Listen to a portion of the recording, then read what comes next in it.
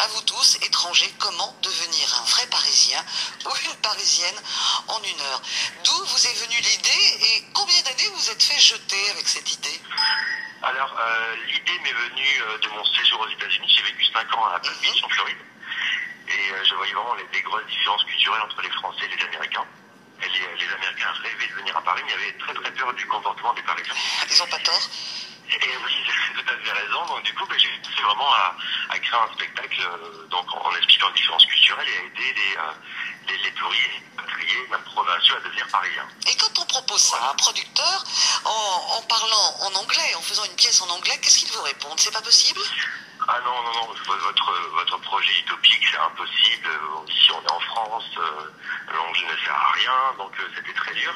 J'ai passé plus d'1 an à chercher un théâtre et on me dit voilà, c'est juste stupide, il y a tellement d'humoristes en France, là, pour vous, en anglais, vous rêvez.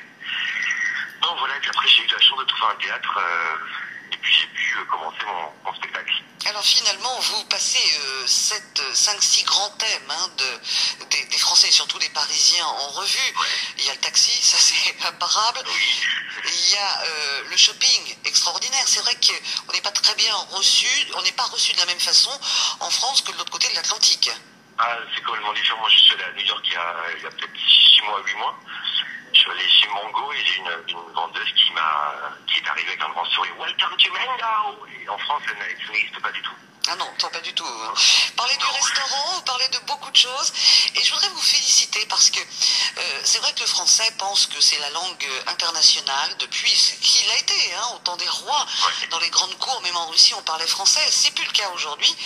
Et je me suis dit, tout le monde peut aller voir cette pièce. Il n'y a pas un mot qui est compliqué. Et là, ça doit être pour vous un travail d'écriture pour fédérer ceux qui parlent bien ou moins bien. J'avais d'autres mots qui étaient un petit peu plus élaborés, on va dire plus difficiles à comprendre.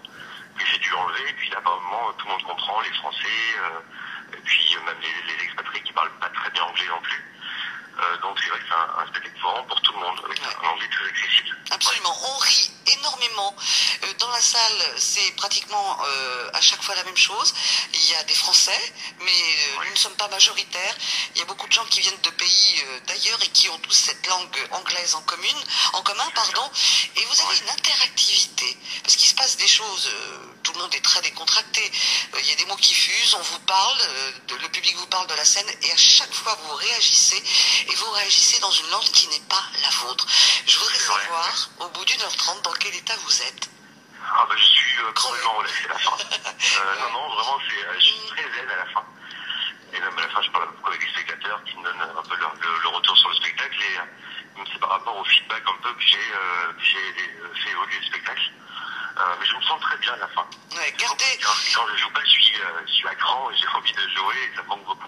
Gardez cette facilité que vous avez de dialogue dans une autre langue que votre langue maternelle, parce que c'est un vrai bonheur. Et je précise à tous ceux qui viendront vous voir qu'il faut absolument réviser la Marseillaise.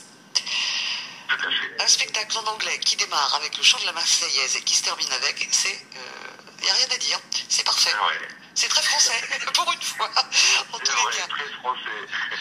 Bon, on a passé un bon moment, j'avais envie de le faire partager à tous nos auditeurs. Olivier, nous sommes d'accord, on peut vous voir le lundi à 20 h. C'est ça. Au théâtre. Vendredi, samedi à 19 h.